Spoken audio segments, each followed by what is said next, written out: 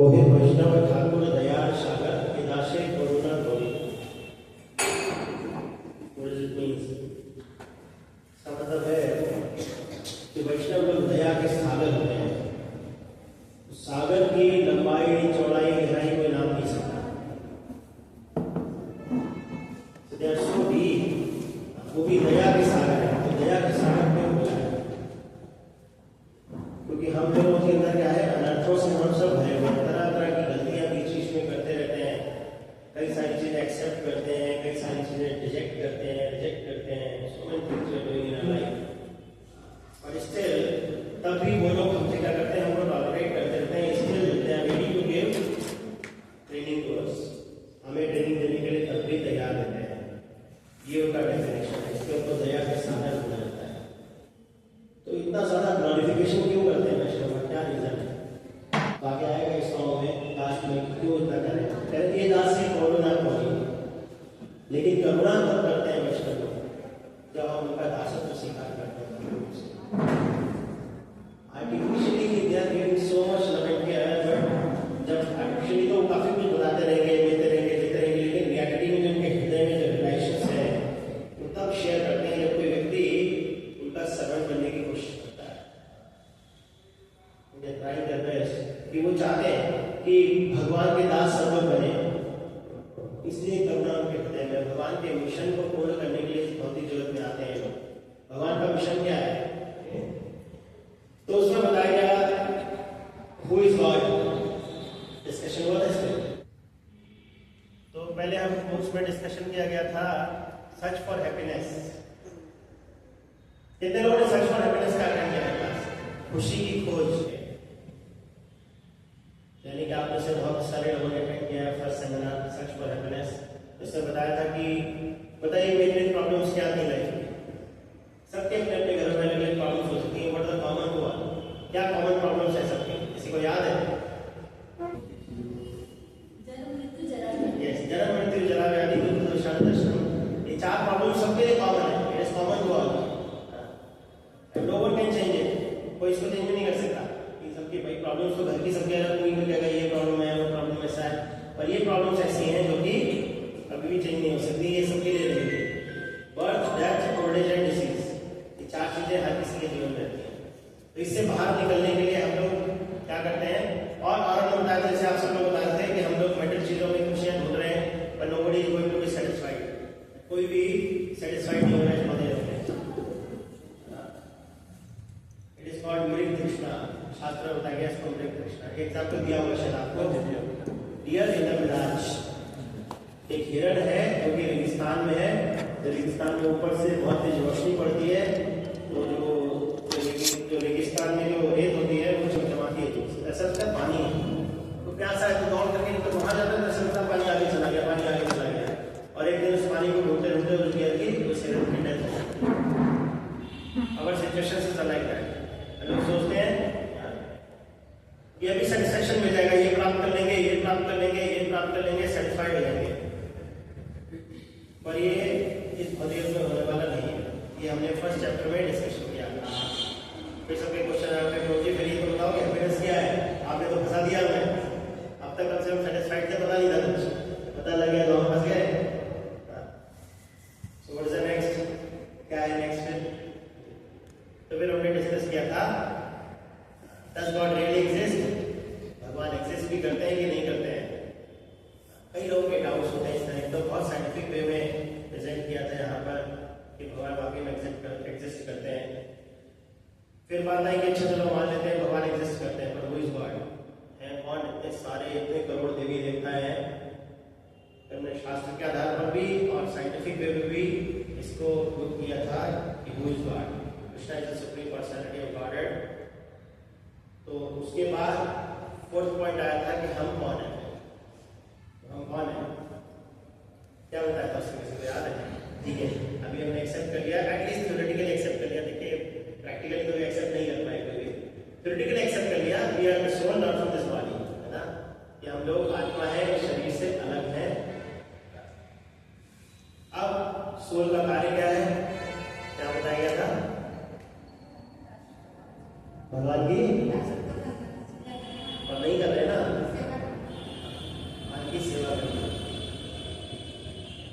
अगर ये करेंगे तो सेटिस्फाइड हो जाएंगे। जो जिसका कार्य है, मान लीजिए एग्जाम्पल के तौर पर अपने लास्ट टाइम शायद मैं एग्जाम्पल देता कि जल जो है उसका कार्य फ्लो करता है, उसका एक नेचर है, उसका स्वभाव है, ये फ्लो हो सकता है। थोड़ी देर के लिए आप उसको फ्रिज में रख के जमा दें, लेकिन जैसे अपने रियल स्वभाव में आएगा यस तो फ्लो, तरलता उसका स्वभाव है, वो बहेगा, जैसे उसको ढलान मिलेगी बहेगा। अग्नि का स्वभाव है जलाना, नमक का स्वभाव है नमकीन टेस्ट देना, वो कभी चेंज नहीं हो सकता। शुगर का स्वभाव है मीठे टेस्ट देना, वो कभी चेंज नहीं हो सकता, आप उन्हें कुछ भी मिला दें। वैसे ही आत्मा का स्वभाव है सेवा करना। इसकी सेवा करना, भगवान की सेवा करना। लेकिन अभी हम अपने स्वभाव को तो चेंज नहीं कर रहे, स्वभाव अभी भी हमारा वही है, हम किसी ना किसी की सेवा में लगे हुए, अपनी फैमिली में, अपने कहीं ना कहीं किसी ना किसी की सेवा में लगे हुए, लेकिन सेटिस्फाइड नहीं हो रहे हैं, क्योंकि जो हमारा रियल नेचर है भगवान की सेवा करना, उस कार्य को हम नहीं कर रहे हैं।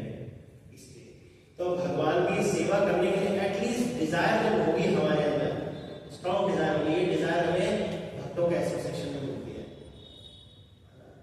ये इच्छा स्ट्रॉन्ग होती है, तब हम वैष्णवों से प्रेयर करते हैं कि अब आप इस दास पर करुणा करिए। क्या करुणा करिए? आपकी दया के सागर है, मेरे अंदर हजारों कमियां, मैं भी एक्सेप्ट ही नहीं कर पा रहा हूँ कि मैं भगवान का दास हूँ।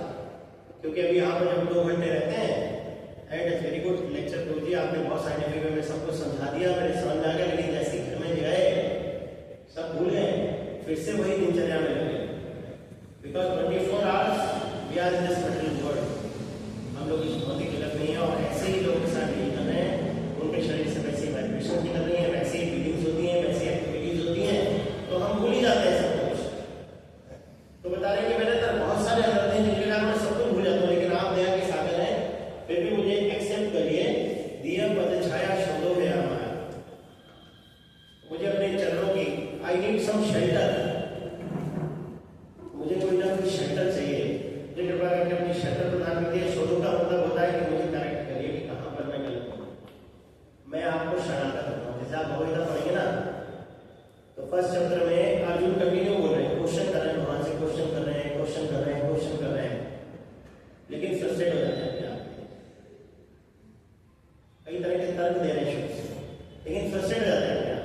फ्रस्ट्रेट होकर के क्या कहते हैं, अब मुझे समझ नहीं आ रहा है कि मेरी ड्यूटी क्या है। कार्पण्य दोषो बहत स्वभावा और सधर्मान सम्पूर्ण चेता शिष्यस्ते हम शालिमान ब्रह्म, मैं आपकी शिष्यता ग्रहण कर रहा हूँ, कृपा करके मुझे बताइए मेरे लिए करेक्ट क्या है।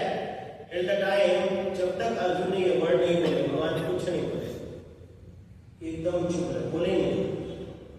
तो वैष्णव लोग भी ऐसे होते हैं, ये सिस्टमेटिक प्रोसेस है।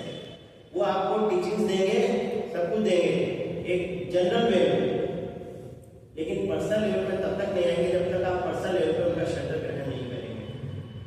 उनसे आकर के पूछेंगे नहीं कुछ, क्योंकि अपने बारे में बताएंगे नहीं कुछ, they will not verify anything. तो उन्होंने बोला कि अर्जुन ने जैसे मैं बोला कि मेरा पूरा शरीर क्या कर रहा है, कहाँ पर है, कंपन कर रहा है, क्योंकि हृदय दौड़ हो रहा है, मेरा हार्ट बीट हो रहा है। मैंने अपने परिजनों को कैसे मार सकता हूँ मैं सामने खड़े होकर के देख करके।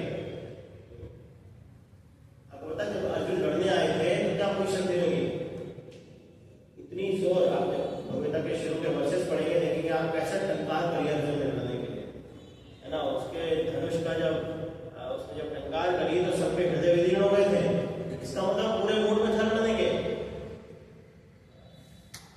और जब अर्जुन ने बोला कि हे केशव, मैं देखना चाहता हूँ कि मेरे से लड़ने वाले कौन बड़ा है, जरा मैं देखूं तो युद्धा कौन है सामने। भगवान अगर चाहते ना तो दुर्योधन के सामने खड़ा करके जाकर अर्जुन के रथ को, भगवान ने नहीं किया, जानबूझ के नहीं किया। भगवान को अगर युद्ध शुरू में ही अगर जोर शोर से करा था, क्योंकि पूरे दैश में थे अर्जुन, अहंकार के साथ आए थे, मैं युद्ध करूंगा, मैं इसको मार दूंगा, मैं ये कर दूंगा, मैं वो कर दूंगा, करते हुए आए थे। भगवान ने सोचा कि एटीट्यूड इसका सही नहीं है। क्यों? क्योंकि अभी अपने परिजनों के लिए लड़ने आया है। क्यों? क्योंकि द्रौपदी का क्या क्या उन्होंने चीज हरण किया, उसका बदला लेने गया है। ये बदले की भावना सही नहीं है, इसके गुण को चेंज करना। मैं भी चाहता हूँ कि वो लोग मरे क्योंकि अधर्मी है, लेकिन दैट डजंट मीन कि गलत रूप से मारे, गलत एटीट्यूड से मारे। भगवान ने जानबूझकर उनको भीष्म पितामह के सामने लाके खड़ा कर दिया। सेनयोर मध्य अगर लोग बोलते हैं ना कि अरे कृष्ण तो इतने पॉलिटिशियन है, इन्होंने लड़ाई लड़वाई सारी, नहीं, उन्होंने गीता के राइट एटीट्यूड के साथ लड़ाई लड़वाई, ऐसे नहीं लड़ाई। अगर उनको केवल लोगों को मरवाना होता, अपना पर्पस अगर सॉल्व करना होता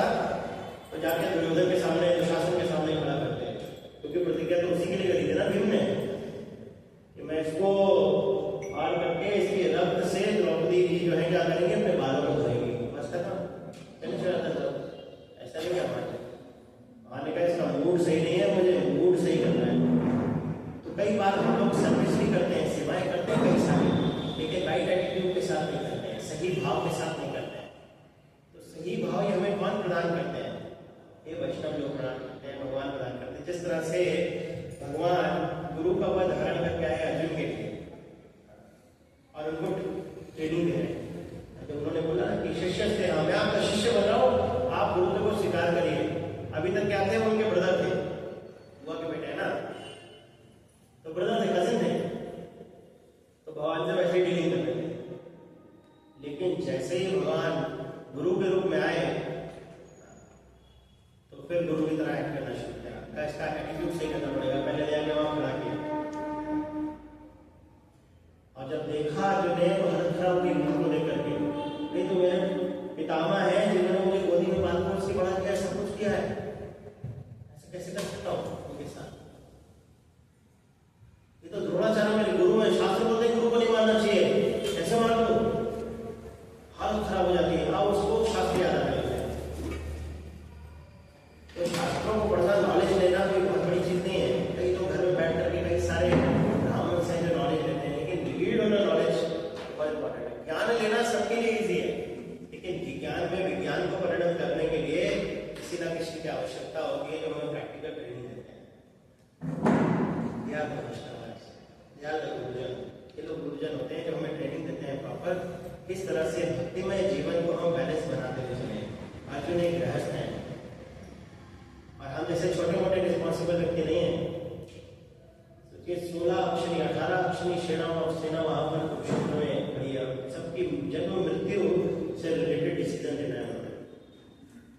इतना बड़ा डिसीजन होगा। हम तो केवल अपने घर के 4 परिवार के लोगों को लेकर के डिसीजन लेने में फंस जाते हैं। इतना बड़ा डिसीजन लेना होगा। तो अब जो सही है, भगवान किस तरह से उनको ट्रेनिंग देते हैं जिससे उनकी हालत बहुत गंभीर होती है और वो स्वयं को पूर्ण रूप से शरारत करते हैं। तो सबसे पहले भगवान जो वर्ड बोलते हैं तो बातें तो पंडितों जैसी करें, क्योंकि बहुत सारे शास्त्र बोले ना मैंने अपनी चीज को प्रूव करने के लिए।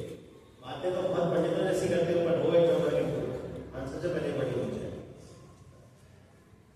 फिर उन्होंने ट्रेनिंग देना शुरू करी। इस तरह से वैष्णव लोग जब हम शरणागत होते हैं तो फिर हम पर अधिकार समझ करके हमको प्रॉपर्ली हमारी कमियों को दिखाना शुरू करते हैं। तो यहाँ पर ये स्वयं बता रहे हैं कि क्या कमियां हैं? छाया वेग नमी, छाया दोष शोधी, छाया गुण देवो दाशे। तो 6 तरह के वेग, तो हमारी जो भी प्रॉब्लम डिस्कस करने वाले हैं, this is 12 type of problems. In 12 problems जो है ये बहुत प्रोमिनेंट है, हम लोग रिलेट भी कर सकते हैं। 6 तरह के वेग कौन से हैं? आपने तो अभी नई क्लास से शुरू हुई है तो भी नेक्टर ऑफ इंस्ट्रक्शन किसी ने पढ़ा नहीं होगा। तो नेक्टर ऑफ इंस्ट्रक्शन उपदेशामृत जो कि हमारे आचार्य ने लिखा केवल 11 वर्सेस हैं, पर सारे शास्त्र का उसमें सार है। 6 वेग से बताएं, वाचो वेगम, मनसा क्रोध वेगम। सबसे पहले है वाणी का वेग। हम लोग बोलते हैं 6 इंच की जबान 6 फुट के आदमी को ऐसे गिरा सकती है, मार सकती है। तो किसी से गलत तरीके से बात करना, ये करना या प्रजल्पा करना, कई तरह की ऐसी बातें करना जिनकी नीड नहीं है, एक दूसरे की बुराइयां करना, ये सब चीजें इसके अंदर आती है। तो ये 6 तरह के वेग है।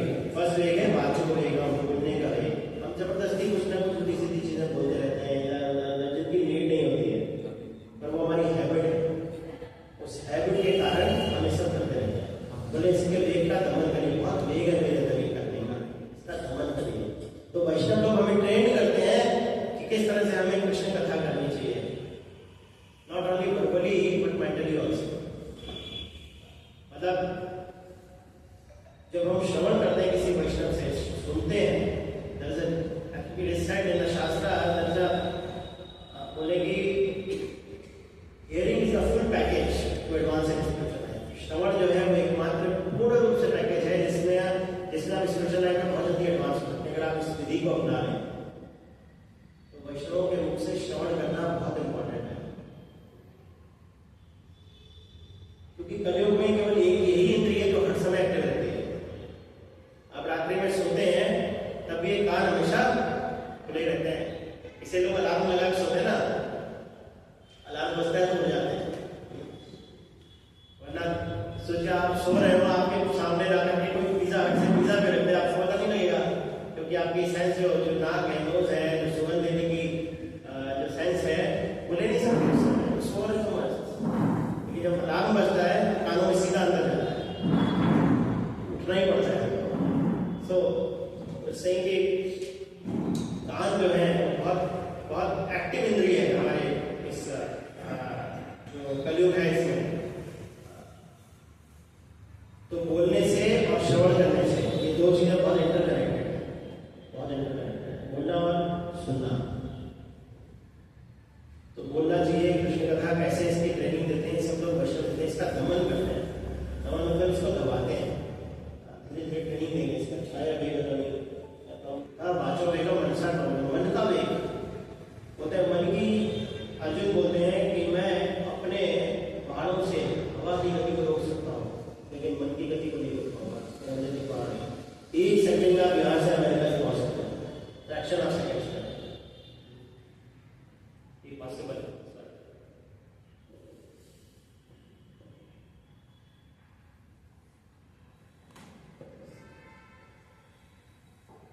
क्रोध का वेग, ये सब कैसे ट्रेनिंग देते हैं इस तरह से कि अपने प्रवचन के माध्यम से, पर्सनलिज्म से, जब आप वैष्णवों से रिलेशनशिप डेवलप करते हैं, कुछ मनोवृत्ति के आधार पर कुछ चीजें नहीं चल रही। जैसे जनरली लोग समझते हैं, बाहर के लोग भक्ति का मतलब भैया जो अनपढ़ लोग है ना, उनको कुछ नहीं आता शास्त्र पढ़ना, वही एक्सेप्ट कर लेते हैं। ऐसा नहीं है, it is very very scientific process, बहुत ही वैज्ञानिक पद्धति है। और जब आप वैष्णव के शरणागत होते हैं तो आपको धीरे धीरे सब चीजें पता लगती हैं, किस तरह से हमको ट्रेन किया गया है, बताया गया आपका हार्ट चेंज होना शुरू हो जाता है, आपकी हैबिट्स चेंज होना शुरू हो जाती है। तो सब कुछ एसोसिएशन के ऊपर है। इसलिए महाप्रभु ने बोला कलयुग है प्रेम धन हरिनाम संकीर्तन, संग में कीर्तन करना पड़ेगा। क्योंकि अभी तक आपने ग्लोरी सुनी है, होली नेम की, सबको सुना है कि यही सब कुछ है। बस कलयुग केवल नाम धारा, जपई नहीं पा रहा, सो मेनी थिंग्स शास्त्रों में दिया गया। बोले अब तो हमें पता लग गया प्रभु जी सार क्या है, तो बस भगवान का नाम लेंगे, बहुत है हमारे लिए, हम चले जाएंगे पार। और भगवान का नाम लेने के लिए श्रद्धा चाहिए, वो श्रद्धा जो है भक्तों को प्रदान करेंगे, कोई नहीं करेगा।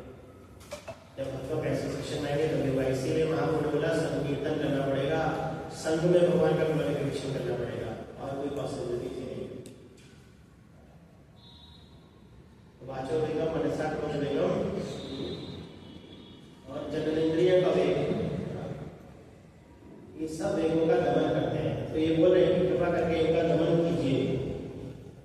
जितना हम ऊपर अपने जीवन में अपने आप को करते चलाएंगे, धीरे धीरे वो हम इंस्ट्रक्शन देते जाएंगे और उनको फॉलो कर देंगे, तो अपने आप ये सब चीजें हमारे जीवन से चली जाती हैं। क्षय दोष छोड़ी, चेतना के दोष कौन कौन से हैं?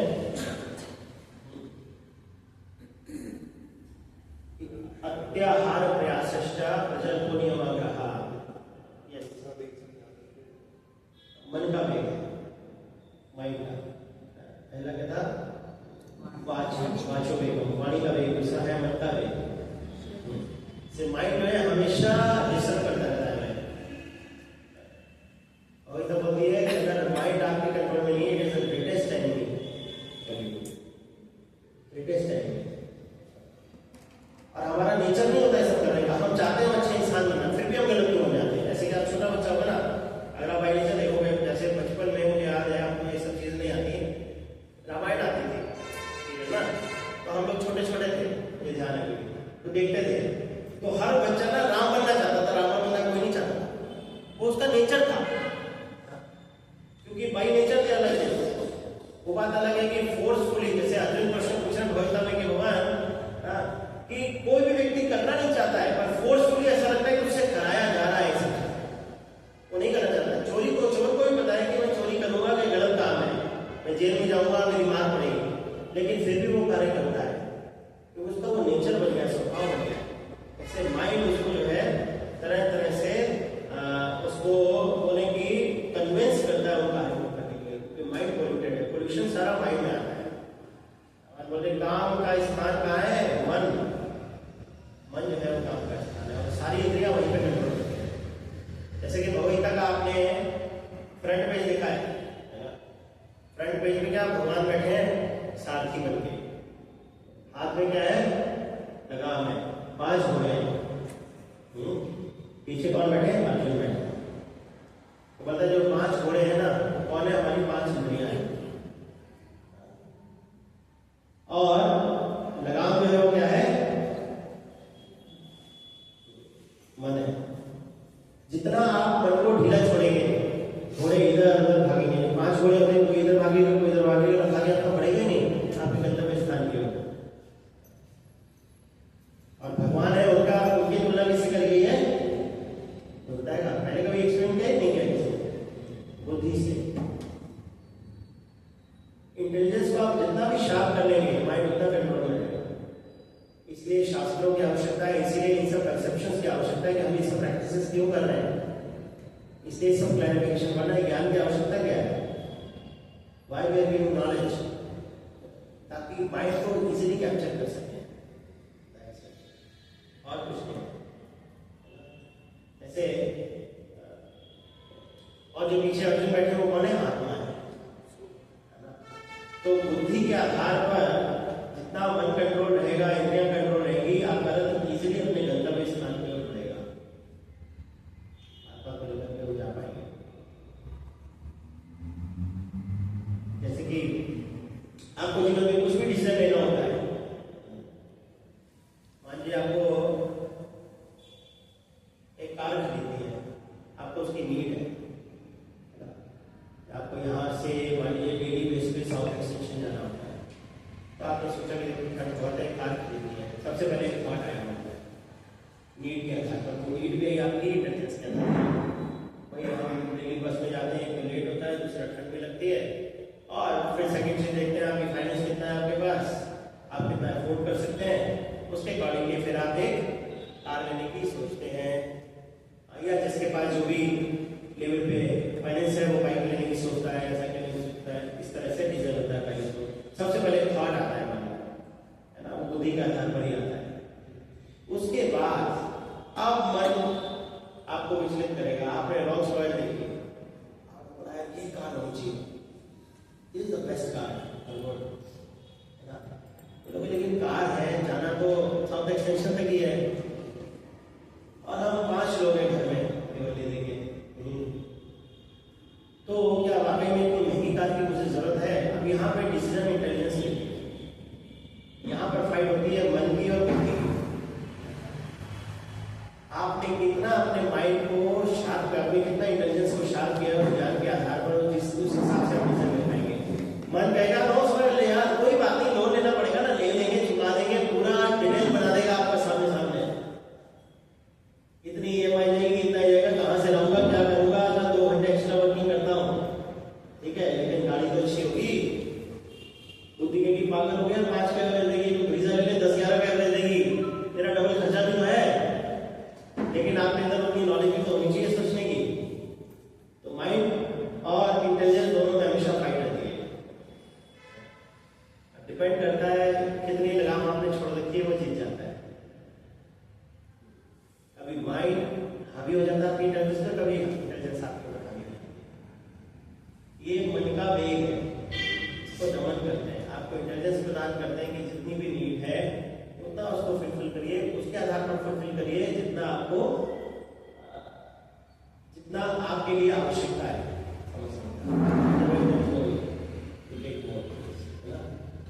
ज्यादा ऑपोनेंस में रहेंगे, वैष्णव लोग समझाते हैं, ज्यादा ऑपोनेंस में रहेंगे तो अच्छे से डिवोशनल प्रैक्टिस नहीं कर पाएंगे आप, क्योंकि आप उसे और फंस जाएंगे। ऑपोनेंस होना बुरी बात नहीं है, अटैचमेंट टुवर्ड्स ऑपोनेंस होना बहुत खतरनाक है। ऑपोनेंस होना कोई बुरी बात नहीं। भगवान के भक्त युधिष्ठिर महाराज पूरे साम्राज्य के राजा है, उससे बड़ा ऑपोनेंट किसके पास होगी? भगवान ऑपोनेंस देने में नहीं करवाते, लेकिन कौन इसको संभाल के रख सकता है उसको देते हैं अपने भक्तों में। तो इस तरह से माइंड के वेग को भी कंट्रोल में करते हैं, अपनी ज्ञान के माध्यम से उस इंटेलिजेंस को शार्प करते हैं। Not only knowledge based on science, जो साइंस वर्ड है वो बिल्कुल अलग है, ज्ञान और विज्ञान में बहुत अंतर है। ज्ञान का मतलब होता है थ्योरेटिकल नॉलेज, विज्ञान का मतलब होता है प्रैक्टिकल नॉलेज, एप्लीकेबल नॉलेज।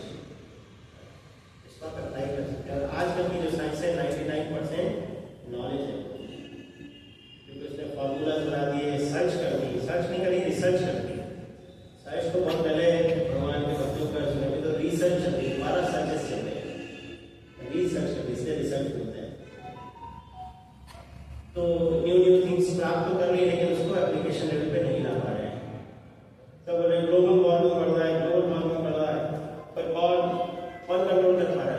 कौन नहीं कर सकता। तो कंट्रोल करने का तरीका भगवान बता रहे हैं, लेकिन कोई एक्सेप्ट नहीं करता, अपने हिसाब से सब चलना चाहते हैं। तो मटेरियल प्रॉब्लम्स के मटेरियल सॉल्यूशंस हो ही नहीं सकते। जितना आप प्रयास करोगे उतना ही ज्यादा आप फंसते चले जाओगे। पुराने समय में गाड़ियां नहीं थी ना, लोग लोकल ट्रैवल से जाते थे, लाइक रिक्शा कर लिया, ट्रेन कर लिया, ये सब कर लिया ना, पोल्यूशन बहुत कम था। तो जब कार बन के आई पहली बार तो लोग बहुत खुश हुए, अब बहुत कम समय में हम ट्रैवल कर लेंगे, गुड। लेकिन बढ़ते बढ़ते आज ये सिचुएशन हो गई कि दिल्ली का हर आदमी एवरी डे 47 सिगरेट्स पी रहा है बिना सिगरेट के। ये पोल्यूशन की हालत है। वो कहते हैं हमारे एडवांसमेंट हो गई पर एज बहुत कम हो गई। कहते हैं 12 साल एज वैसे ही घट गई केवल पोल्यूशन की वजह से। तो ये इसको हम एडवांसमेंट बोलते हैं समटाइम। तो हम लोग साइंस के अगेंस्ट में नहीं है, बट एक लिमिटेशंस में होना चाहिए सब चीजें। कोई कहेगा भगवान की सेवा में यूटिलाइज होना चाहिए। तो बताते छह कदम ही छह दोष छोड़ी। छह तरह के दोष कौन कौन से हैं? अत्याहार बताता, आवश्यकता से अधिक आहार ग्रहण करना। केवल आवश्यकता से अधिक आहार ग्रहण करना नहीं, आवश्यकता से अधिक कोई भी चीज रखना। बहुत ज्यादा कलेक्ट करके चीजें अपने पास रखते हैं तो चीजों से बहुत अटैचमेंट बढ़ती है। जितना नीडफुल है उतना रखना चाहिए। लेकिन अभी हमें लग रहा है कि मुझे कैसे करें, आज हम जिस समाज में जी रहे हैं, जिस सोसाइटी में जी रहे हैं, कैसे करें, कैसे बैलेंस करेंगे, हम ये सब चीजें नहीं करेंगे। तो इसको बैलेंस करना सिखाते हैं डिवोटीज। आपको बहुत मिलेंगे पर बैलेंस डिवोटी मिलना बहुत मुश्किल है। And those who are giving training in balancing life तो बहुत ही बहुत रेयर है। इसके अपॉर्चुनिटी मिल रही है, इसको मत छोड़िए। सिखाते हैं कि कितना नीडफुल है, आपके अकॉर्डिंगली कितना रखना चाहिए, कितना नहीं रखना चाहिए, क्या आपको अटैचमेंट दे सकता है, उसके अकॉर्डिंगली कुछ रूल्स एंड रेगुलेशंस है शास्त्रों के, उसको भी फॉलो करना चाहिए। Like for गृहस्था it said that minimum, बोला तो बहुत कुछ किया है, बट हम बता रहे हैं कि minimum 10% they have to give in donation. इसलिए चैरिटी का पहले सिस्टम बहुत अच्छा था, स्पेशली जो बिजनेसमैन है उनके वर्क के लिए था। आजकल के डेट में तो बिजनेसमैन भी बहुत मिलेंगे, ज़्यादातर जॉब करते लोग हैं, वर्किंग लोग हैं। बोला था मिनिमम अपनी इनकम का 10% देना चाहिए, नहीं तो आप बहुत अटैच हो जाएंगे और उसका रिएक्शन भी बहुत ज़्यादा आते हैं। चैरिटी में देना चाहिए, किसको देना चाहिए वो भी लिखा हुआ है शास्त्र में। वो इतना पढ़ेंगे चैरिटी किसको देना चाहिए, क्या करना चाहिए, क्या नहीं करना चाहिए, आपको चीज़ें क्लैरिटी होगी। तो कौन देते हैं? डिवोटीज लोग जब हम एसोसिएट करते हैं उसमें बताते हैं पर्सनली। तो एसोसिएशन का मतलब क्या है, इसको समझना बहुत आवश्यक है। एसोसिएशन का मतलब ये नहीं है जस्ट आप आए सेंटर में हफ्ते में एक दिन हाय हेलो करी, हरे कृष्णा बोले, गले मिले, थोड़ा बहुत श्रवण कर लिया, चले गए। एसोसिएशन का मतलब है when you are ready to follow their instructions. तो हर समय आप एसोसिएशन में ले सकते हैं। जस्ट लाइक आपने कोई मूवी देखी और उसमें कोई बहुत अच्छा गाना था, कई बार गाने याद हो जाते हैं तो अच्छा लगता है, तो आप रास्ते में गुनगुनाते जा रहे हैं। आप अभी मूवी थिएटर से निकल चुके हैं, एक डेली भी हो चुके हैं, पर वो गाना आपके मन में चल रहा है, आप गुनगुना रहे हैं। That means you are associating with that movie song, right. जो आपने उस समय देखा था उसने आप पे माइंड पे इतना तगड़ा इंप्रेशन छोड़ा, इतना अंदर घुस गया वो संस्कार कि वो टाइम पे बाहर आ रहा है। आप उसको कॉन्टेम्पलेट कर रहे हो, इतना अच्छा लगा आपको कि आप उसको कॉन्टेम्पलेट कर रहे हो और वो अपने आप ही बाहर आएगा, कहीं भी होकर गुनगुनाना शुरू हो जाएगा। ये वैष्णव का संग होता है। जब वैष्णव के संग में होते हैं, आपने जो भी श्रवण किया उसको मन करना पड़ेगा। अभी हमारा नेचर नहीं है वैसा, क्योंकि सतोगुणी व्यक्ति केवल गुणस का व्यक्ति वही जो है कॉन्टेम्पलेट कर सकता है। But one has to contemplate at least for 10 minute 15 minutes. अगर कोई करता है तो हियरिंग, केवल हियरिंग का मतलब केवल श्रवण करना नहीं होता, हियरिंग के अलग अलग पार्ट्स होते हैं। हियरिंग के बाद आता है कंसेप्शन रिसीव करना, यानी कि जो बताया जा रहा है उसको रिसीव करना, उसमें जो रियल प्रिंसिपल्स था उसको रिसीव करना, that is called conceptions. Conceptions के बाद क्या होता है? Hearing, conceptions, then contemplate. अब आपने जो कंसेप्शंस कंसीव किया उसको आप कॉन्टेम्पलेट कर रहे हैं।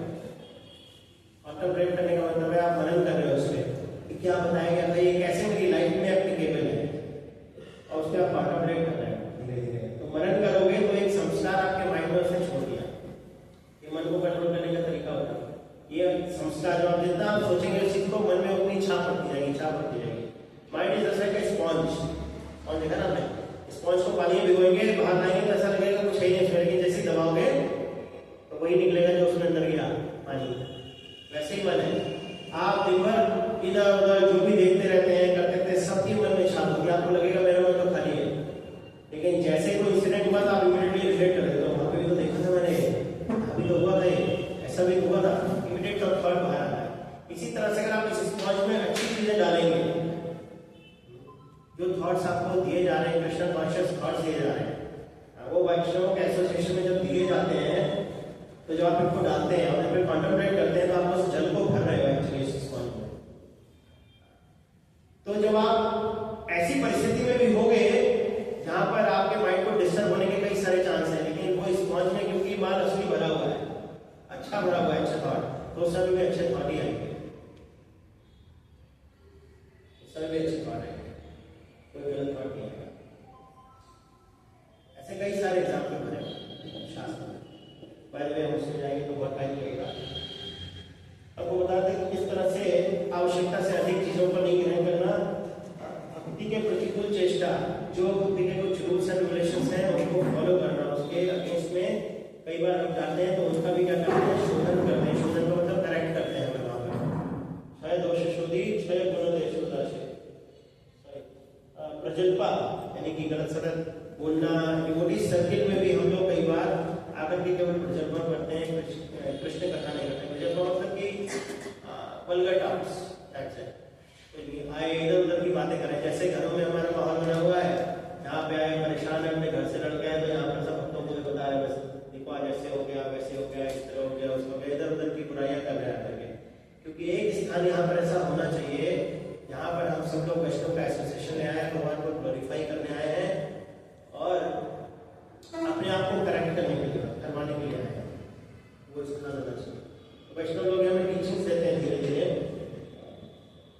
भक्ति के नियमों में दुराग्रह अथवा अनाग्रह है, तो भक्ति के नियम जो है उनको हम लोग क्या कर रहे हैं, अवॉइड कर रहे हैं। That is also corrected by devotees, कुसंग नॉन डिवोटीज एसोसिएशन, बहुत इंपॉर्टेंट है।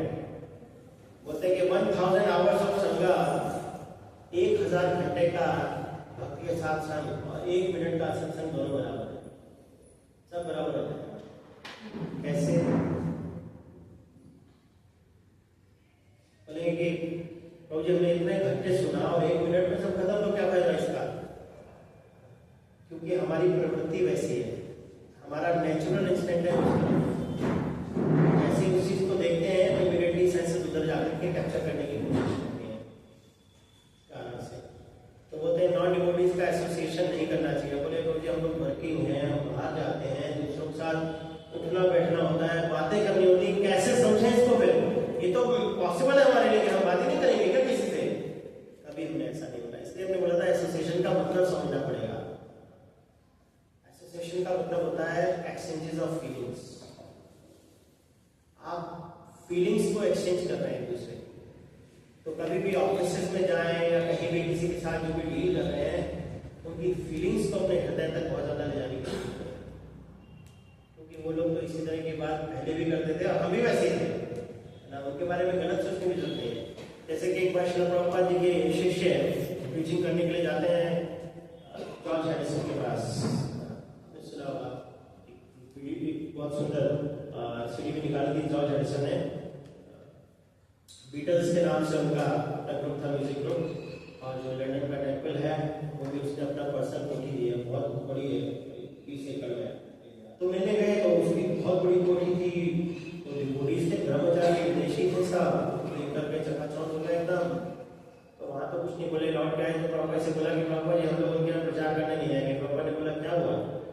तो उन्होंने बोला कि प्रभुपाद जी हम वहां पर जाते हैं तो हम खुद ही जो है उनसे बड़े अट्रैक्ट हो गए, उनके पैसे को देख करके, उनकी बड़ी चीजों को देख करके।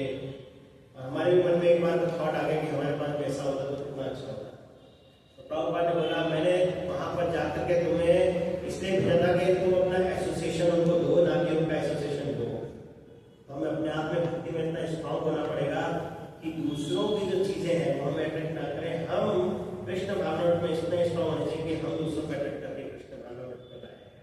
इतना कन्विक्शन हमारे अंदर होना चाहिए। ये कन्विक्शन कहाँ से आता है? ग्रुप एसोसिएशन से आता है। जब वो देखते हैं हमको, they are so happy, they are happily practicing Krishna consciousness, वो बहुत खुश है। और ऐसे ऐसे लोग हैं हमारे पास जो बहुत बड़े बड़े लेवल को छोड़ करके आए हैं। तो कुछ छोड़ने की आवश्यकता नहीं है, उनका वो लेवल था। अभी जब रिसेंटली हमारे द्वारका मंदिर में डिवोटी ने ज्वाइन किया है, doctor Madhukant doctor, but he was working in a corporate, बहुत सीनियर रिसर्चर थे। कोरोना में उन्होंने बहुत रिसर्च की, बहुत सीनियर लेवल पे। अभी एज होगी maximum 47-48, package was 5 crore rupees. वो इंटरनेशनल लेवल पे डायरेक्टर थे कंपनी। तो अभी बहुत टाइम से डिवोटी है, अभी ऐसा नहीं कि बिल्कुल नए प्रैक्टिस करते हैं, काफी टाइम हो गया, 20 साल हो गए प्रैक्टिस करते हुए। हाँ वैसे के डिसीजन के भी मैं इसको हुआ आ गए और यहाँ पर एक स्पॉन्सर रिलेटेड कोई प्रोजेक्ट शुरू किया। I was working as free of cost, मतलब वॉलंटरी सेवा में आ गए पूरी तरह से। तो कहने का मतलब है कि ऐसे ऐसे लोग जब आ रहे हैं यहाँ पर तो कुछ तो होगा यहाँ पर। Very intelligent and sharp people, ऐसा नहीं कि ऐसे ही है, बहुत इंटेलिजेंट और शार्प लोग हैं, बाहर भी बहुत सक्सेसफुल थे। तो हम बाहर की चीज़ों को देख करके क्या अट्रैक्ट हो रहा है हमको पता होना चाहिए। जैसे मैं एक बार मीटिंग करने लास्ट टाइम मैंने शायद बताया था यहाँ पे मेरा लेक्चर था कि मैं अदानी से मिलने गया था, गौतम अदानी से, एक प्रोजेक्ट CSR प्रोजेक्ट के बारे में। मैंने प्रेजेंटेशन बनाई, वहाँ प्रेजेंट करी, उनकी वाइफ बैठी थी कृतिका अदानी और उनकी CSR हेड बैठी थी। तो मैंने प्रेजेंटेशन दी, मुझे से रिलेटेड था प्रोजेक्ट, बहुत पुरानी बात है, आई थिंक 2009-10 की बात है। देन सब प्रेजेंटेशन अप्रूव भी हो गया, सब कुछ हो गया उसमें, तो उन्होंने CSR भी अप्रूव कर दिया। देन उनकी वाइफ बोली कि मैं आपसे पर्सनली मिलना चाहती हूँ, तो उन्होंने घर में बुलाया। She was crying. उनके कुछ पड़ोसी क्योंकि हम लोग साधु के वेश में रहते हैं, तो दे ओपन देयर हार्ट बेसिकली, बहुत जेन्युइनली अपनी स्पीच देने की कोशिश कर रहे थे। तो उन्होंने हार्ट को ओपन किया, तो उन्होंने कुछ ऐसी परफेक्शन बताई। तो इट वाज लाइक कि मतलब हर कोई व्यक्ति दुखी है। जब भगवान बोलते ना एक दुखा लेगा शाश्वत में, तो वाकई में है, दिखाई देता है। और इस सबको देखने का हम सबको प्रैक्टिस भी करना है। अभी हम भक्ति में दोनों साइड से करना है, भगवान की कृपा को बहुत ज़्यादा देखना है और साथ में वो जो फिलॉसफी हम सीख रहे हैं उसको हम प्रैक्टिकली चलते हुए भी देख सकते हैं जीवन में। कि हम ये सब करेंगे, कॉन्टेम्पलेशन करेंगे, श्रवण करेंगे, कंसेप्शन को सिद्ध करेंगे, कॉन्टेम्पलेशन करेंगे, उसके बाद एनालाइजेशन रिलेट करेंगे जो चीज़ें हमारी लाइफ में चल रही हैं। और अगर आप सीरियस होंगे, अगर आप वाकई में श्रवण को कॉन्टेम्पलेट करते हैं प्रॉपर्ली, तो गारंटी है कि भगवान आपको उसी दिन कुछ ना कुछ दिखाएंगे जिसको आप रिलेट कर पाएंगे। गारंटी है। तो एवरीडे हम लोग देखते हैं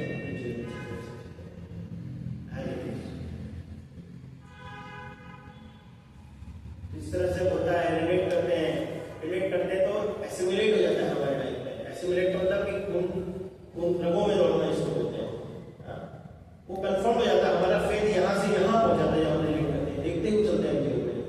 ऐसे हमारे जीवन में चल रहा है, दूसरों के जीवन में चल रहा है, एकदम फेथ ऊपर पहुँच जाता है।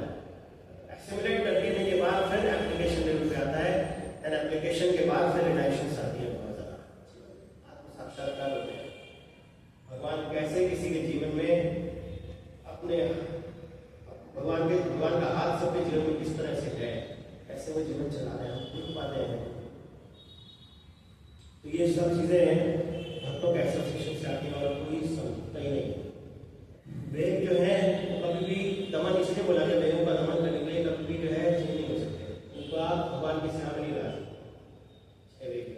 तो गलत तरीके से वर्णन करना। और इसमें जो सेकेंड पॉइंट है उसमें क्या आ रहा है, अत्यधिक आधार है, निष्ठा प्रजल्पा है। प्रजल्पा का मतलब क्या, इधर उधर की बातें कर रहे हो। लेकिन पांचवें जो है जो यहाँ पर वर्णन किया गया, इसमें हमारे आचार्य ने वर्णन किया है, वो है कि गलत तरीके की बातें करना, गलत तरीके इन द सेंस की निंदा करना किसी। प्रजल्पा और निंदा में बहुत डिफरेंस है। तो भगवान को निंदा किसी की पसंद नहीं है, क्योंकि सब भगवान के अंश है। आपने पढ़ा वो माई में बताया था, मैं वांछो जीव लोके जीव भूत सनातना, ये सब मेरे अंश हैं। तो कोई भी, चाहे किसी का बच्चा बिगड़ा हुआ, अगर आप उसकी बुराई करोगे तो माँ बाप को बहुत बुरा लगेगा। चाहे वो खुद अपने बच्चे को कितना ही मारे, कूटे, कुछ भी करें, लेकिन सामने वाला व्यक्ति अगर बुराई करता है तो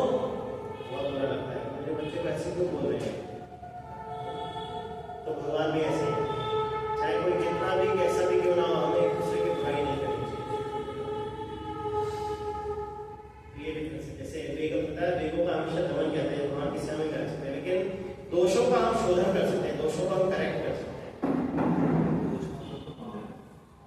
इसमें जो दोष बताया उसके आधार पर बात कर रहे हैं कि जैसे कि ये मैंने बताया ना, अधिक आहार ग्रहण करना, अधिक कनेक्शन करना, इसका हम शोधन कर सकते हैं, ठीक है, काम करना है, या फिर ये प्रतिकूल चेष्टा करना तो अनुकूल चेष्टा कर लेंगे कि भक्ति के नियमों को फॉलो नहीं कर रहा है, कोई कुछ नहीं कर रहा है तो फॉलो करना शुरू हो जाएगा, उसको ऐसी करेक्टिविटीज के थ्रू हम सही कर सकते हैं। लेकिन फर्स्ट वाले पॉइंट थे उनको हम करेक्ट नहीं करते, उनका हम दमन करते हैं, उनको दबाते हैं, जो उसके उनके साथ करना होता है। तो कुछ संप्रदाय इसके अंदर भक्ति के अतिरिक्त दूसरे असत मतवादों को ग्रहण करने की तृष्णा, कई बार ये बहुत तृष्णा होती है, नए भक्त आते हैं, होते हैं यहाँ से भी सुन लो, वहां से भी सुन लो, वहां से भी सुन लो, वहां से भी सुन लो। हमारे आचार्य श्री रूप गोस्वामी बताते हैं कि वैश्यवृत्ति है, भगवान ने 4 तरह के संप्रदाय ऑथराइज किए हैं। ये सब बताया होगा आपको हमारे 7 डे सेशन में। 4 तरह के संप्रदाय कौन कौन से, किसी को पता है? इन्होंने बताया ब्रह्म संप्रदाय। ब्रह्म संप्रदाय किसने स्टार्ट किया? ब्रह्मा जी से शुरू है। ओके, और कोई बोला? और कोई इधर समझे? रुद्र संप्रदाय, यस, विष्णु स्वामी। कुमार संप्रदाय, और चौथा कौन सा है? श्री संप्रदाय, यस। तो ये 4 पुराणों में, विष्णु पुराण में भगवान ने बोला है, I am authorised these universities. आप पुष्टि मार्ग बोल रहे हैं उस संप्रदाय के अंदर में, तो बोले I am authorised these 4 universities, 4 university में ऑथराइज कर रहा हूँ, यहाँ से जो शिक्षा दीक्षा लेगा वो सर्टिफिकेट लेकर के आएगा, ये भी तो ऑथराइज टीचर, ऑथराइज स्टूडेंट। जैसे कि होता है ना, अब मैं अपने घर में कॉलेज खोल दूँ, बोलूँ आप पढ़िए आकर के, और मेरा कहीं से कोई एप्लीकेशन भी नहीं है, कुछ नहीं दिया मैंने कोई, तो मैं अपने सर्टिफिकेट देता हूँ, उसकी मान्यता थोड़ी ना है।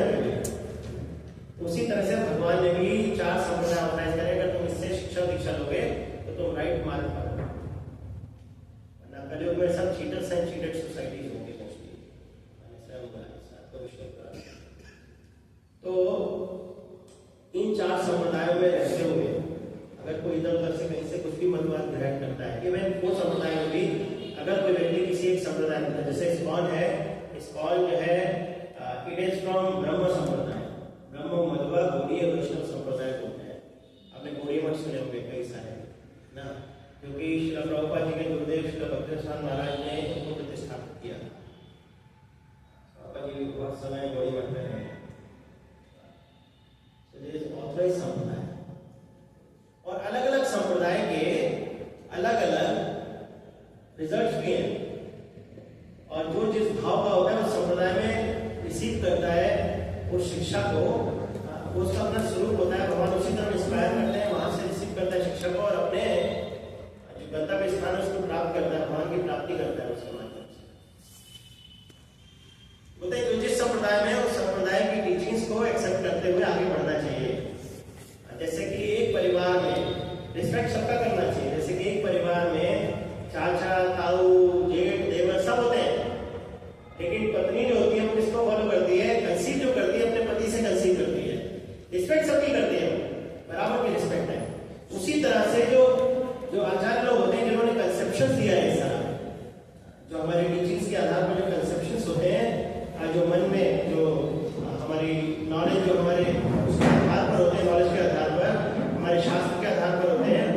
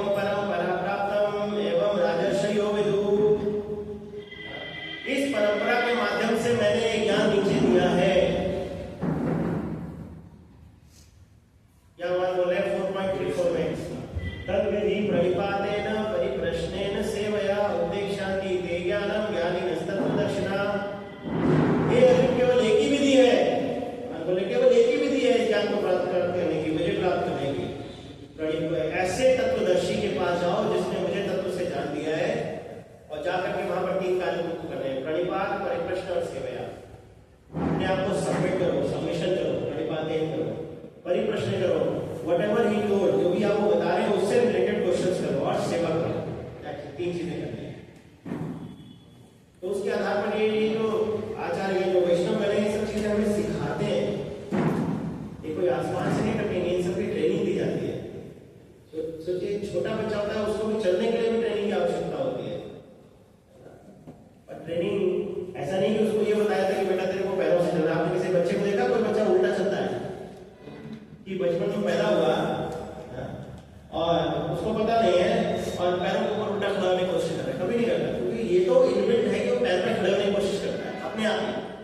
तो ऐसे ही हमारे शास्त्रों में लिखा है कि कृष्ण भक्ति जो है या भक्ति जो है हमारे हृदय में ऑलरेडी इनबिल्ट है, बस खाली एक सपोर्ट करने की आवश्यकता होती है। जैसे कि मदर सपोर्ट करती है, उंगली पकड़ा करके उसको खड़ा करती है और वो शुरू में सहारे से चलता है, शुरू में सहारे से चलता है, या मदर उसको अपने हाथ से खिला रही है, पिला रही है, सब कुछ कर रही है। तो एक लेवल तक वो ट्रेनिंग देती है, उसके बाद वो बच्चे को नेचुरल हो जाता है उसके लिए। सोचिए कोई किसी के घर में 18 वर्ष का बच्चा हो और आज भी उसकी स्पून फीडिंग चल रही है, तो कैसा लगेगा उस माँ को? इरिटेट हो जाएगी वो, है ना? बच्चा ही नहीं करने देगा। नहीं, अगर मान लो बच्चा इस लायक नहीं है तो वो स्पून फीडिंग ही मानता रहता है, दे तो माँ भी इरिटेट हो जाएगी, क्या है बड़ा हो गया अपने आप करना। उसी तरह से इनिशियल डेज में बहुत आवश्यकता होती है हमें वैष्णव के सहारे की। वैष्णव लोग हमें सहारा देकर के चलना सिखाते हैं स्पिरिचुअल लाइफ में कि कैसे चलना चाहिए। इन सब चीजों को जब ये सेटल हो जाती है चीजें थोड़े टाइम में, देन ही इज फ्रीली, क्योंकि उनको पता है अभी इसको पूरी ट्रेनिंग हो चुकी है, अभी जो भी करेगा इन्हीं सिद्धांतों के आधार पर। ये हमें एसोसिएशन का हमारा ये फायदा होता है, इसलिए एसोसिएशन की आवश्यकता है लोगों के बीच। और एसोसिएशन में उत्साह बहुत आता है, अकेले आप कुछ नहीं कर सकते। 10 लोग बैठ करके चैंटिंग कर रहे हैं, जैसे कि मैरिज में जो होती है ना, आपने देखा कि लोग ना बैंड बाजा वालों के सामने डांस करते हैं, चल चल के कोई सामने। अकेले बंदे को कोई बोलो, पूरी शादी में कोई नहीं नाच रहा, केवल एक बंदा कोई नाचेगा? नहीं नाचेगा, शर्म के मारे नहीं नाचेगा। अगर एक चाहे कितने ढोल बज रहे हो, वो सारे इकट्ठे नाचते हैं, बोलते चल चल डांस करते हैं। अकेले कोई नहीं शुरू होता, और शुरू होता भी तो दूसरे को जरूर खींचता है ना। पूरी बारात में एक ही बंदा नाच रहा है तो कहने लगेगा वो भी छोड़ देगा डांस करना। इसी तरह से एसोसिएशन की हर जगह आवश्यकता है, हर जगह आवश्यकता है। तो हम लोग कीर्तन करने जाते हैं, कभी हमने तो कभी नहीं सोचा था रोड पे ऐसे डांस करेंगे। ऑफिस में एसी में कुर्सी तोड़ने वाले लोग हम लोग कभी नहीं सोचते थे। मैं सीनियर मर्चेंडाइजर था एक्सपोर्ट हाउस में, मेरे अंडर में 22 मर्चेंडाइजर काम करती थी। मैंने कभी नहीं सोचा था मैं ऐसे डांस करूंगा। जब मैं फर्स्ट टाइम मंदिर में आया तो था अपना एक्सपीरियंस। सो मैं बहुत ही मतलब बोलिए कि हेजिटेट कर रहा था पहले तो आने में। तो एक दोस्त से कुर्सी पकड़ के गया, चल चलते आज शाम को चलते हैं, शाम को 2004 शाम के टाइम हो गए तो आरती चल रही थी, तो आरती। अब सब लोग डांस कर रहे थे, तो हमें हंसी आती है, ये टकले लोग क्यों चल रहे भाई, क्या है क्यों चल रहे ऐसे? क्योंकि समझ में तो आ नहीं था उस समय कुछ भी, और बंगाली में गा रहे थे तो बिल्कुल ही समझ नहीं आ रहा था क्या गा रहे हैं। कभी नहीं सोचा था कि हम भी ऐसे करेंगे। तो सब लोग डांस करते अचानक पता नहीं कैसे किसी ने हमारा हाथ पकड़ा और आगे ले गया। तो वो ऐसा मतलब एक वो इन्वायरमेंट क्रिएट था कि वो संग में सामने डांस करने लगे, पता नहीं लगा कब डांस करने लगा वो। फिर वो मजा भी आने लगा। फिर उन्होंने बताया ऐसे क्लासेस होती है यूथ फोरम में, सब बताया। तब तो मेरी मैरिज भी नहीं हुई थी, 22-23 ईयर्स का था। सो उन्होंने बोला कि क्लासेस होती है, आप आइए, then I connected with classes और बहुत इजीली कनेक्ट कर लिया सारी चीजें। तो इस तरह से ये वैष्णव के संग का असर होता है। क्रिएटेड एनवायरनमेंट जहाँ पे आप बहुत इजीली भक्ति कर पाते हैं, वरना घर में रह करके बिना एसोसिएशन के संभव ही नहीं है। ये सब उत्साह, निश्चय, धैर्य सब वहीं से आते हैं। बोले कुसंग त्याग, सदाचार्य, सतृप्ति, तो 6 गुण भी प्रदान करते हैं। भक्ति साधन में उत्साह देते हैं, उत्साह देते रहेंगे आपको। श्रवण करते हैं तो बहुत उत्साह आता है। इट इज जस्ट लाइक जैसे कि आप कबड्डी आपने सबने देखी, अभी तो बहुत कम हो गया है शायद, पहले बहुत होते थे, हम तो खेले कभी। तो 2 लाइन होती है, इधर और उधर। तो इधर वाला व्यक्ति होता है कबड्डी कबड्डी कबड्डी कबड्डी कबड्डी कबड्डी और छूटे भागेगा। ऐसे हम सबको जीना चाहिए। उस साइड क्या है? मेटीरियल लाइफ, इस साइड क्या है? Devotees association.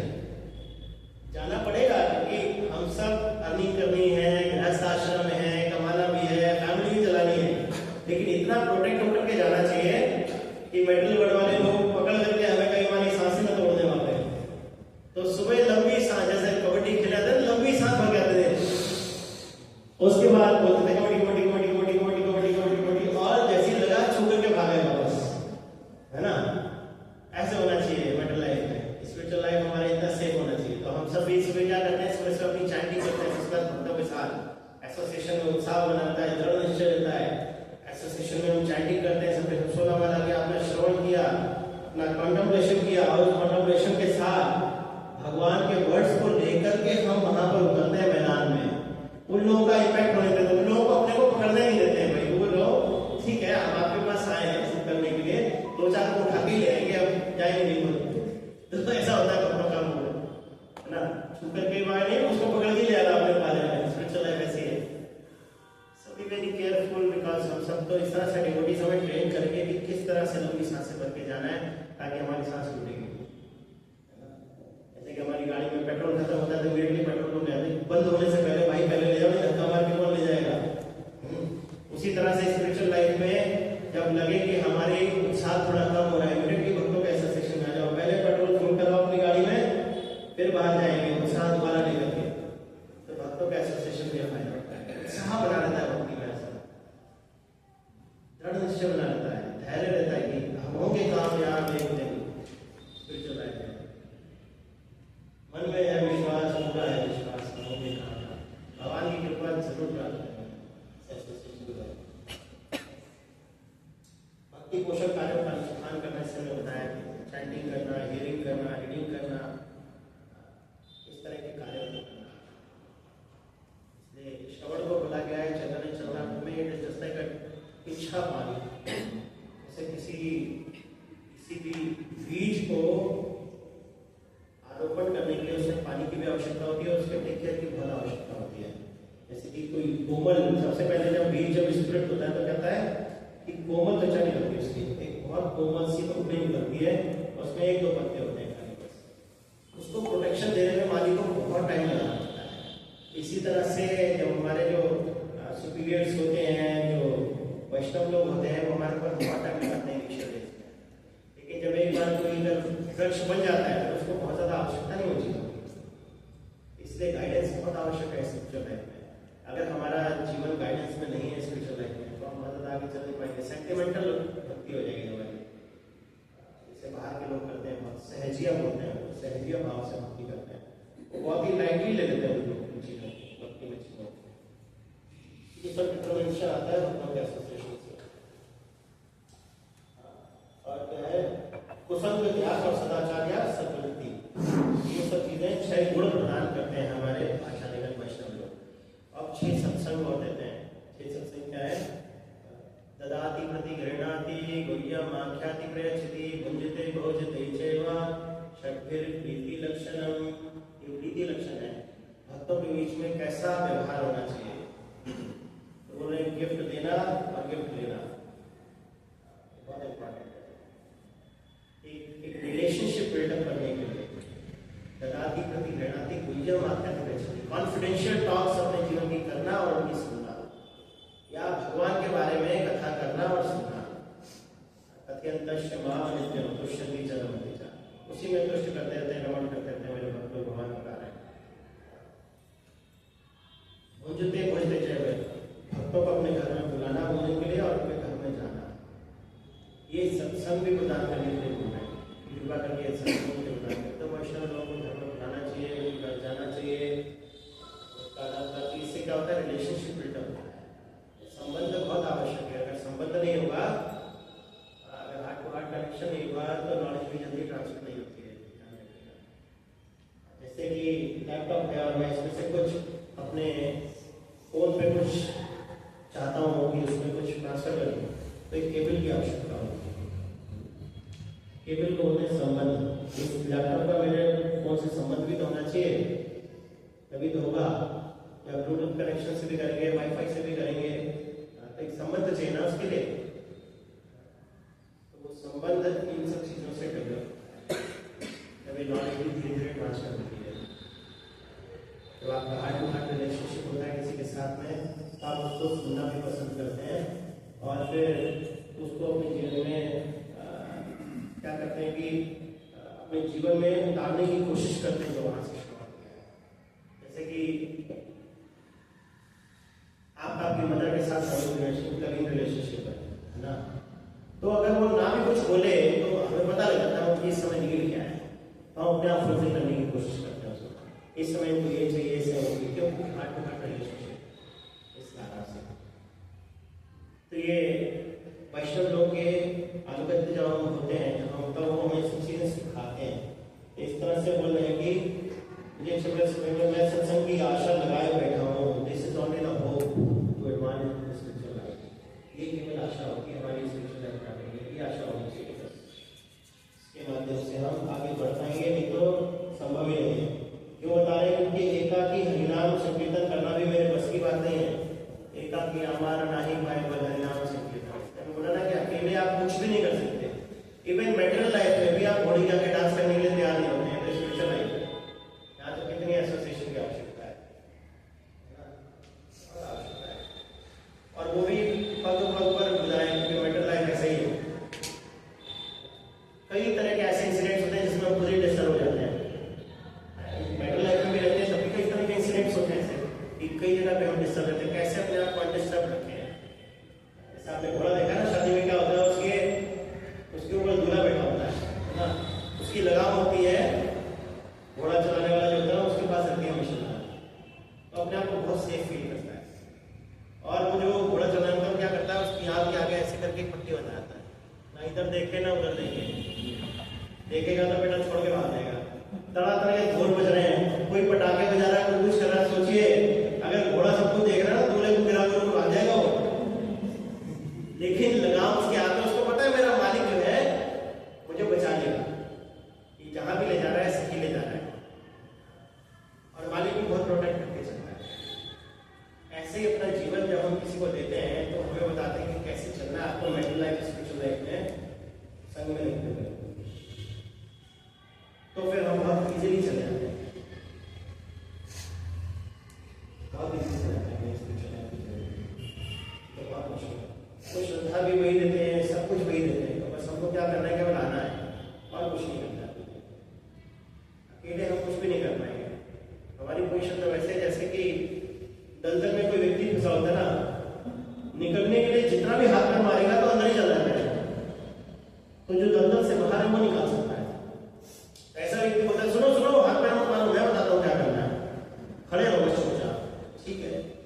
ऊपर से रस्सी फेंकेगा, बोले रस्सी पकड़ दो और कुछ नहीं करना, बाकी मैं कर दूंगा, खींच लूंगा।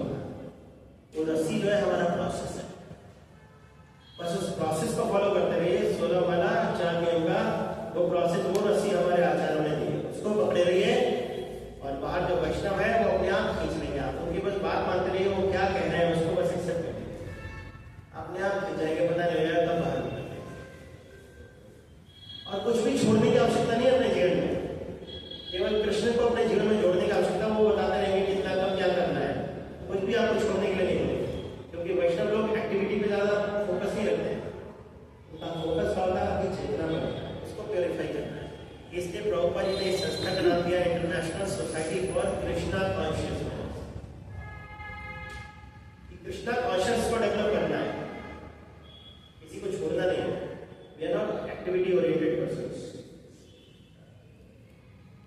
Vaishnavas are very compassionate. Because of this compassion, इस करुणा के कारण ही वो जगह जगह सेंटर खोलते हैं, वरना उनको क्या नीड है, वो अपना चाहे घर बैठ के भजन कर सकते हैं, भगवान की भक्ति कर सकते हैं, सब कुछ कर सकते हैं। तो क्यों कर रहे हैं सारी चीजें? क्यों ये सेंटर खोलने की आवश्यकता है? इतना पैसा लगता है, इतना बोले कि आपको स्ट्रेस होता है चीजों को चलाने में, मैन पावर को कलेक्शन करते हैं, यहाँ से डोनेशन ला रहे हैं, वहां से ला रहे हैं, सब भगवान के लिए कर रहे हैं। और क्या कर रहे हैं? भक्तों के लिए कर रहे हैं, ताकि लोग जुड़े और यहाँ पर एसोसिएशन ले सकें भक्तों का, लोगों को प्रॉपर ट्रेनिंग मिल सके और वापस जा सके भगवान के पास, भगवान के प्रति प्रेम डेवलप कर सके और अपने जीवन के लक्ष्य को प्राप्त कर सके। केवल इसलिए इतनी चीजें बताई जा रही है, नहीं तो कोई आवश्यकता नहीं। बोले आप मुझे कृपा कर कृष्ण नाम रूपी धन के प्रति श्रद्धा की एकमात्र एक बूंद प्रदान कर दीजिए। बस तो श्रद्धा देते हैं, हमारे एसोसिएशन में श्रद्धा बढ़ती है भक्तों के। श्री कृष्ण आपके हृदय के धन है, आप कृष्ण भक्ति प्रदान करने में समर्थ है। तो ये डिपार्टमेंट जो भक्ति का है ना, भगवान ने भक्तों को दे रखा है, और किसी के पास नहीं। भगवान भी नहीं दे पाते भक्ति अपनी, भगवान भी नहीं देते क्योंकि उनके पास नहीं। इसलिए भगवान को स्वयं भक्ति का रस का आस्वादन करने के लिए चैतन्य महाप्रभु के स्वरूप में आना पड़ा, श्रीमती राधा रानी के रूप को चुरा करके, क्योंकि वो जानना चाहते थे कि श्रीमती राधा रानी ऐसा क्या आनंद लेती है मेरी भक्ति में कि जो आनंद मुझे भी नहीं मिलता।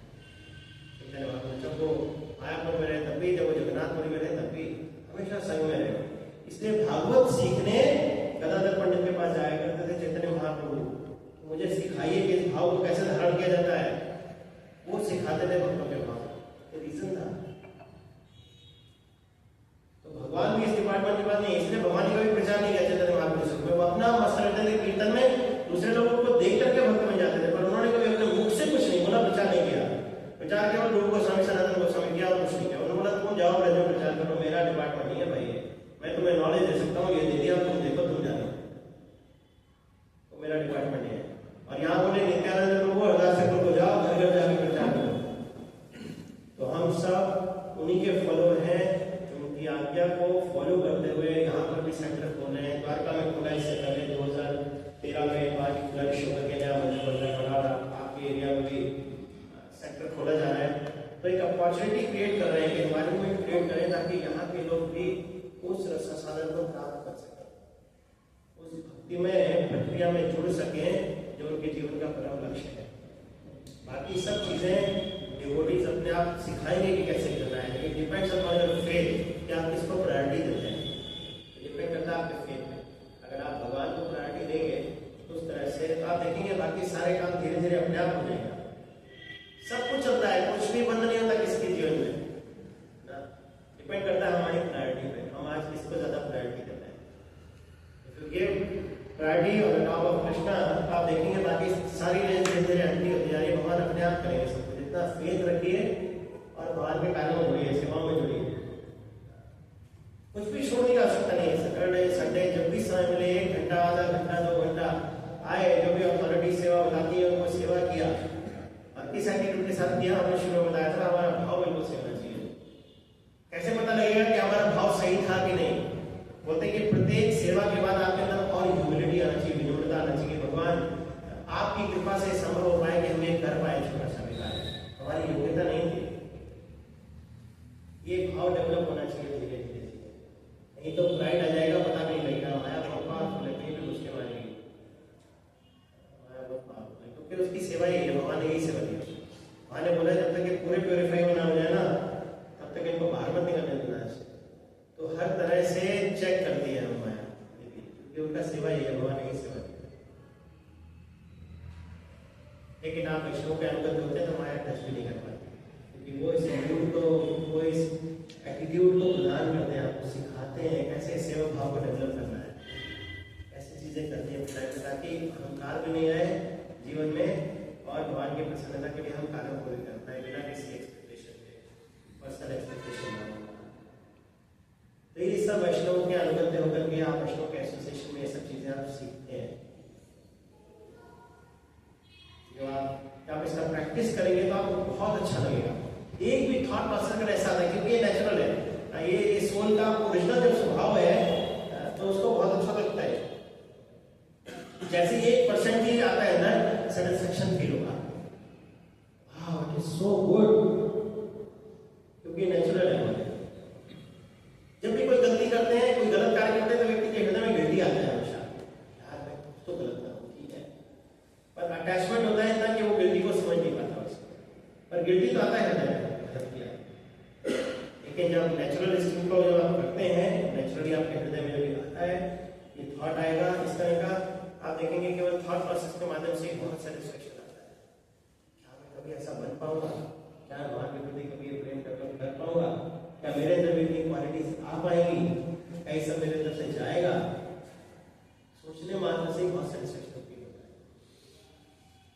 सोचिए कि वैष्णव का अनुगत करके जब आनी चीजें शुरू हो जाएंगी तो कैसा फील होगा? उस फीलिंग्स को फील करने मात्र से बहुत आनंद आता है। ओके, नहीं मेरा आप लोगों का एक छोटा सा सॉन्ग था, इसका कोई प्रश्न है, कुछ है तो आप लोग पूछ सकते हैं इससे रिलेटेड।